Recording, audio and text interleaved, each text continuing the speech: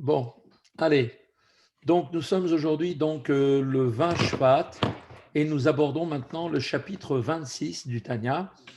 Alors, au cours des précédents chapitres, Rabbi Shneur Zalman avait longuement analysé le verset qui a fait d'ailleurs l'essentiel du Tanya. Ki karov elecha davar meod bifecha bivafra la soto. La chose est très proche de toi, dans ta bouche, dans ton cœur, pour le faire et donc pour le mettre en pratique. Il a donc été montré qu'il était possible, effectivement, de donner la possibilité à chaque juif de pouvoir de manière très proche, de pouvoir de manière très facile servir Dieu avec amour et avec crainte. Et donc ces sentiments peuvent être engendrés par la méditation sur la grandeur divine, comme on avait dit, donc en étudiant les secrets de la Torah, en faisant une grande réflexion, une méditation grâce à la chassidoute sur des dimensions divines et spirituelles, on peut révéler effectivement ensuite un sentiment qui va nous amener une certaine ardeur dans notre service de Dieu. Mais il y a aussi cet amour qui est un amour latent, que l'on peut aussi révéler, qui lui est inhérent à chacun et qui est un amour, comme on l'a expliqué, qui renferme lui-même non seulement l'amour, mais aussi la crainte de Dieu. Et c'est quelque chose qui est donné à chacun d'entre nous au moment donc de sa naissance en héritage de nos patriarches. Dans les chapitres qui vont suivre maintenant, à partir du chapitre 26, comme celui qu'on démarre aujourd'hui, eh bien Rabbi Shneur Zalman va envisager donc de mettre la manière dont peuvent être franchis les obstacles qui pourraient être susceptibles d'être rencontrés dans le service de Dieu. Et donc, tel par exemple la tristesse, d'accord, c'est quelque chose qui peut arriver malheureusement, la tristesse dans le service de Dieu. Et on va voir aussi une autre dimension qui est ce qu'on appelle l'insensibilité du cœur devenu incapable de sentiments d'amour et de crainte. On donne l'exemple d'une pierre, une pierre qui est devenue, un cœur qui est devenu comme une pierre, car il ne laisse plus aucune sensibilité paraître. Donc cela sont des problématiques, mais il y a une solution grâce à Dieu. On a la possibilité de pouvoir s'en sortir. Alors tout de suite, l'Admor Azaken va nous expliquer dans ce chapitre comment est-ce qu'on va pouvoir effectivement dépasser, franchir ces obstacles susceptibles d'être rencontrés dans notre service de Dieu. Alors on nous dit comme ça, Beram, cependant, il faut savoir pour nous, il existe un grand principe qui davar gashmi, nous dit que de la même façon que lorsqu'un homme veut, par exemple, vaincre une chose matérielle, par exemple, quand deux hommes sont en train de lutter l'un contre l'autre, kegon shne anashim midvakim ze im ze, la pile zeletze, et que chacun d'entre eux veut essayer de faire tomber l'autre, eh bien, ine im echad ou beatzlut vechvedut, inotsuru bekal veipol. Il y a un principe qu'on connaît très bien, c'est que, en fait, c'est pas tellement la force qui va être importante dans un combat, c'est que ça va être en fait l'agilité, la rapidité. Pourquoi? Parce que si l'un d'entre eux, par exemple, se montre, par exemple, pesant, personne qui est indolente, qui va venir comme ça combattre, alors il sera très facile de le défaire et va tomber directement, même si lui-même est plus fort physiquement que le premier. D'accord? Eh bien, c'est exactement le même principe, le même processus qu'il en est exactement pour vaincre le mauvais penchant.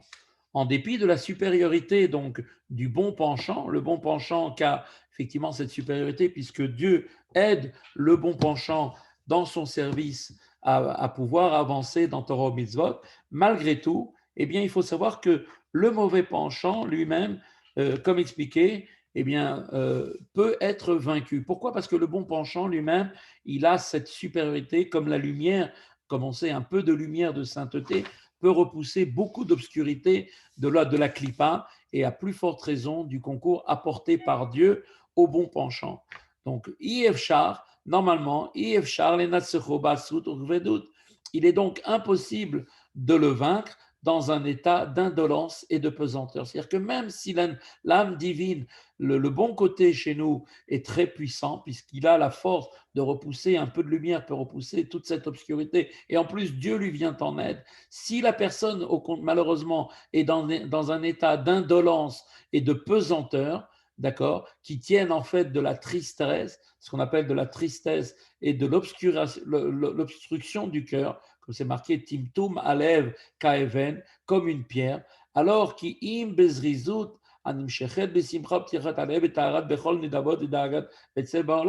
et on sait très bien que s'il est dans un état comme ça, le mauvais penchant peut le vaincre, alors que seulement avec vivacité, laquelle cette vivacité ne peut provenir que de la joie et d'un cœur qui est ouvert, c'est-à-dire sensible, éveillé à toutes les dimensions de spiritualité, pur de toute trace de soucis et de la tristesse dans le monde, à ce moment-là, va pouvoir vaincre le mauvais penchant. Ou Mashekatouf, comme il est marqué d'ailleurs, comme cela est rapporté dans les Proverbes, il est dit Bechol etsev yemota, que dans chaque tristesse, il y aura un profit. Cela, qu'est-ce que ça vient nous apprendre? Qu'est-ce que vient nous dire ici la phrase dans les Proverbes? Quel est l'intérêt de savoir ça? L'explication, c'est que ça veut dire que cela signifie qu'un certain profit, un avantage va donc en découler de cette tristesse. Alors, a priori, ça a l'air de contredire. Est-ce qu'il faut être triste ou ne pas être triste? On ne comprend plus. Si être triste, ça donne un avantage qui va sortir de ça, c'est quelque chose de positif.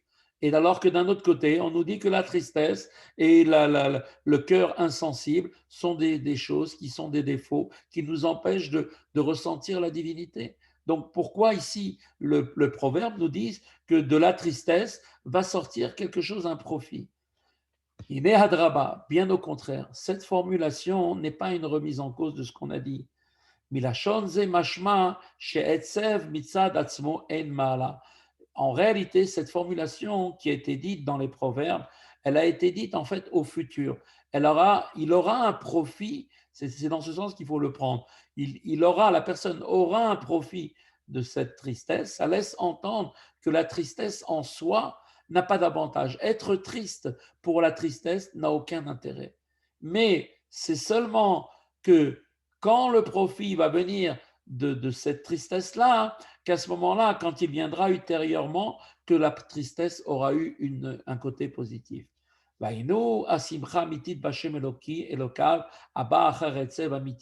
vérité, de quoi parlons-nous ici? Eh bien, on parle de la vraie joie en Dieu, laquelle cette joie vient après la vraie tristesse, c'est-à-dire une tristesse qui était dûment justifiée. Quand quelqu'un, par exemple, le soir, avant d'aller dormir, il fait le bilan concrètement de sa vie et qu'il se voit concrètement loin de tout, qu'il n'a pas fait ce qu'il fallait, qu'il est loin des engagements qu'il avait pris vis-à-vis de lui-même, alors il peut tirer de là une tristesse. Et cette tristesse-là, eh bien, c'est une vraie tristesse. Et c'est seulement à des moments précis, comme par exemple avant d'aller dormir, qu'à ce moment-là, elle a une valeur. Parce que de cette tristesse-là va ressortir ensuite pour lui une prise de décision, qui cette décision va l'amener à dire qu'à partir de maintenant, il n'accepte plus maintenant de se laisser embrouiller par le mauvais penchant. Et que dès à présent, maintenant, il est plus du tout d'accord d'accepter de faire cela. Et donc, à des moments comme cela, qui sont des moments déterminés par la Torah, il est oui permis de devenir amer, c'est-à-dire en fait cette tristesse, c'est pas de la tristesse qui est inutile, parce que la tristesse en soi, c'est quelque chose où la personne devient complètement amorphe. Quand on est amorphe, on ne fait plus rien, on bouge plus. Là, on parle d'une tristesse qui est plutôt de l'amertume. L'amertume, c'est regretter, et donc ça nous rend triste, de ne pas avoir tenu nos engagements vis-à-vis de nous-mêmes, vis-à-vis de Dieu, vis-à-vis des objectifs qu'on s'était fixés.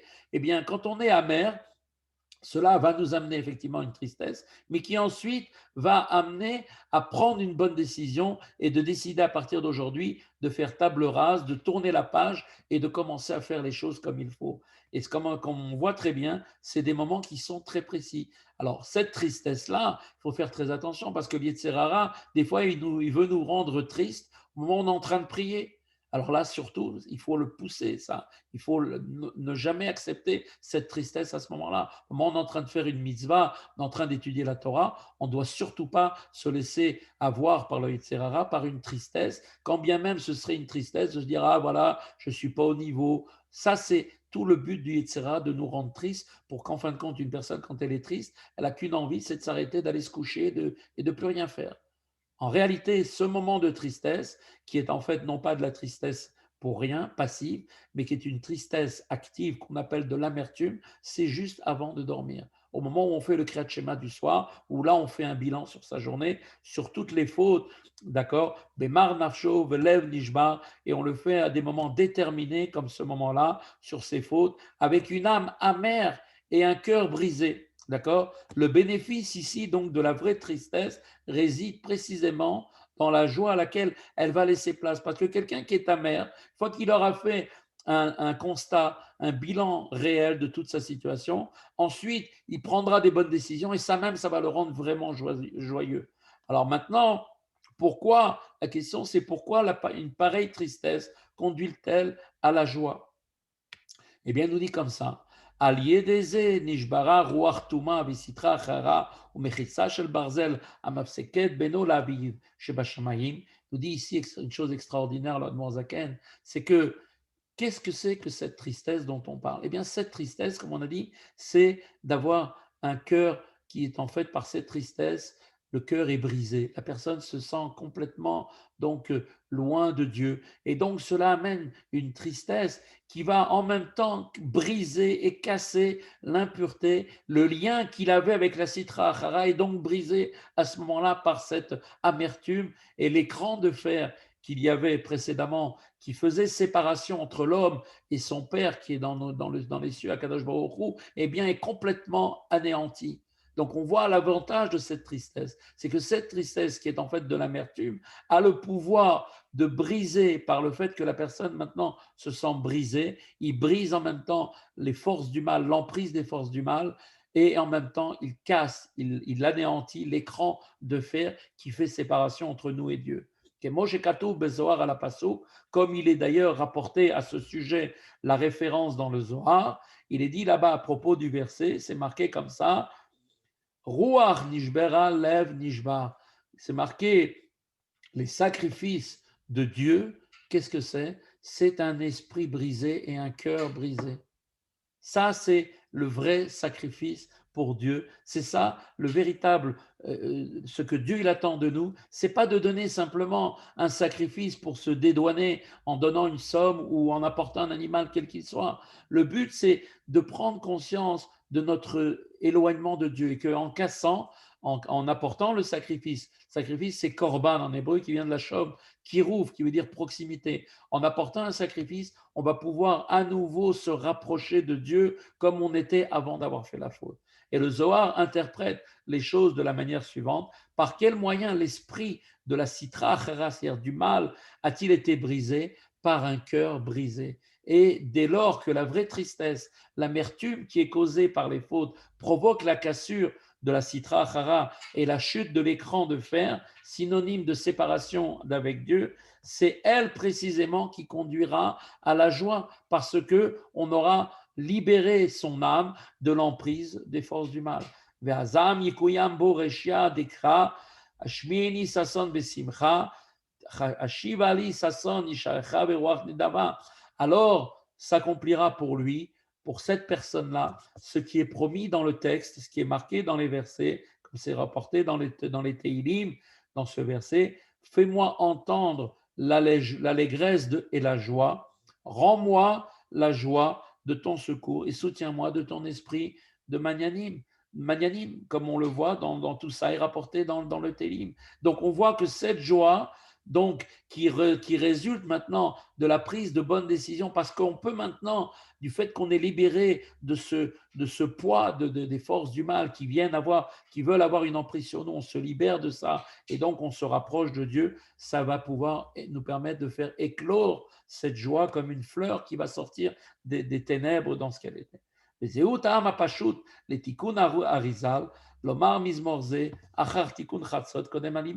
c'est d'ailleurs la raison pour D'ailleurs, la raison d'après la Kabbalah, selon la pratique qui a été instituée par le Harizal, pour ceux qui veulent faire le Tikkun Chatzot, qui nous dit de lire le psaume 51, que l'on lit d'ailleurs avant de dormir, qu'on doit lire, qui est après le Tikkun Chatzot, la prière de minuit, juste avant l'étude de la Torah qui fait suite. Parce que on va rentrer après avoir pris conscience, après avoir fait ce bilan, l'amertume que l'on va en retirer va nous amener à briser notre cœur, ce cœur brisé va nous permettre de briser en même temps l'esprit d'impureté qui nous avait pris en otage. Et donc, on va casser cet écran de fer qui nous sépare entre nous et Dieu, et automatiquement, on va sortir la joie. Et seulement après, on peut étudier la Torah dans la joie. Donc voilà pourquoi dans le Tikkun Chatzot, la prière du Teilim 51 est dite juste avant l'étude de la Torah qui doit faire suivre.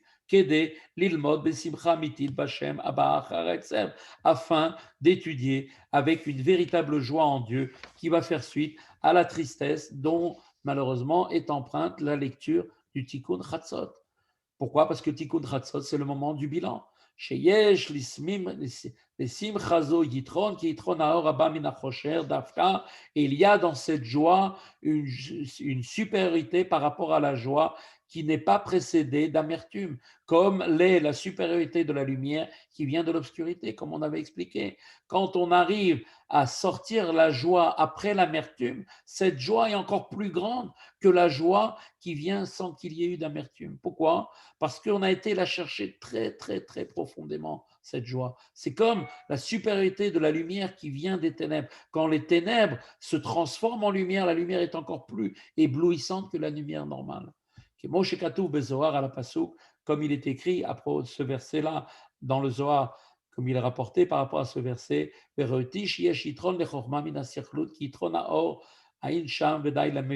comme cela est tiré des proverbes du roi Shlomo, qui dit lui-même dans ses proverbes, et j'ai vu qu'il y a une supériorité dans la sagesse par rapport à la sottise, comme la supériorité de la lumière, etc., sur l'obscurité. Et donc, nous dit ici Admorazaken, cela suffira pour celui qui comprend. Le Zohar s'interroge, pose une question. Quelle est la question? Il dit, le roi Salomon, qui était l'homme le plus intelligent du monde, l'homme le plus chacham, d'accord? Est-ce qu'il avait besoin de dire une chose tellement évidente que de préciser une telle sentence en disant que la supériorité en fait, que la sagesse est supérieure à la sottise, comme l'est la supériorité de la lumière par rapport aux ténèbres. Mais ça, n'importe qui peut le dire, ça. Qu'est-ce qu'il y a de tellement chacham, de tellement intelligent à dire ça? Quelqu'un, on va lui demander, tu préfères la lumière ou tu préfères les ténèbres? Il va dire, je préfère la lumière. Tu préfères être intelligent ou être bête? Il va dire, je préfère être intelligent. Donc tout le monde voit bien la supériorité d'être intelligent ou la supériorité de la lumière. Donc en vérité, qu'est-ce qu'il a dit, Shlomo Ameler? Que la supériorité, la lumière est supérieure à l'obscurité et l'intelligence est supérieure à la bêtise. Mais ça, n'importe qui est capable de le savoir, même un enfant, il le sait. Qu'est-ce qu'il a voulu dire? En vérité, Shlomo Ameler, il a voulu dire en réalité, c'est que l'obscurité, le contraire de la lumière, c'est ce qui permet de prendre conscience de la lumière. Quand quelqu'un il est dans le noir, alors il s'aperçoit de la valeur de la lumière. Quand quelqu'un il est dans la bêtise, alors il se rend compte de la valeur de l'intelligence.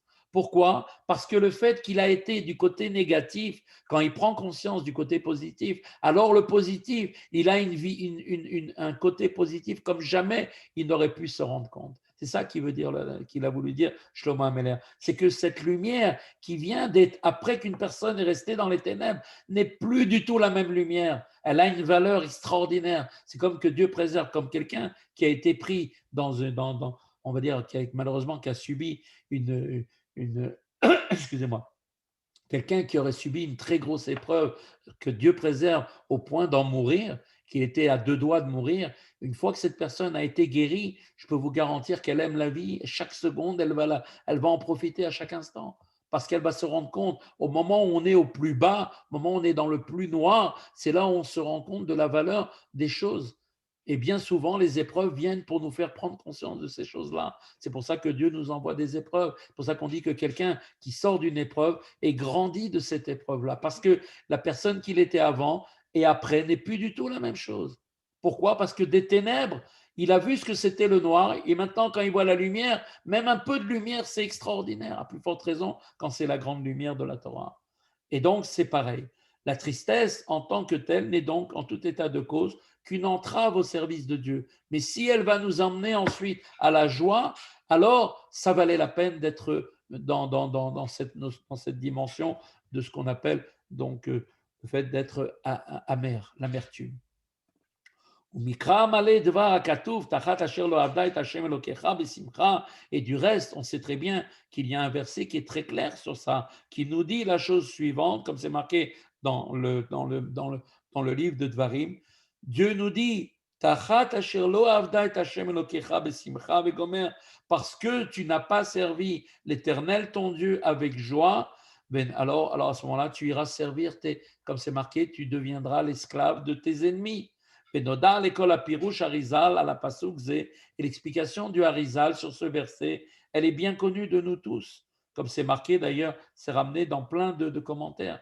Le Harizal explique que la punition qui a été énoncée dans la suite du verset, parce que vous n'avez pas servi Dieu dans la joie, alors vous irez servir vos ennemis. Qu'est-ce qui vient nous dire le verset? Que cette punition qui est dite parce qu'on n'a pas fait comme il fallait dans la joie, eh bien, que cela est la punition d'aller servir nos ennemis. Pourquoi? C'est pas parce qu'on a fait des péchés. Dieu il nous dit, c'est pas parce que vous avez fait des péchés que vous êtes parti en exil ou que maintenant vous servez vos ennemis. Vous êtes parti en exil parce que vous n'avez pas servi Dieu dans la joie. Comme c'est expliqué que le deuxième Beth Amikdash a été détruit. Le premier, c'était à cause de la haine gratuite. Le deuxième, il a été détruit par quoi? Par le fait que les gens, ils faisaient la Torah et les mitzvot. Ils étaient des gens très religieux. C'était des gens avec des barbes, des chapeaux, avec tout ce qui va avec. Mais pourquoi le Beth Amikdash, il a été détruit? Pourquoi? Eh bien, tout simplement parce que les gens faisaient les choses sans aucune joie. Ils le faisaient comme des robots. Ils serviaient Dieu, ils faisaient la prière comme des machines, ils mettaient les tefilines sans aucun sentiment, ils priaient sans aucun sentiment, ils étudiaient la Torah, ils oubliaient que cette Torah, c'est la Torah de Dieu.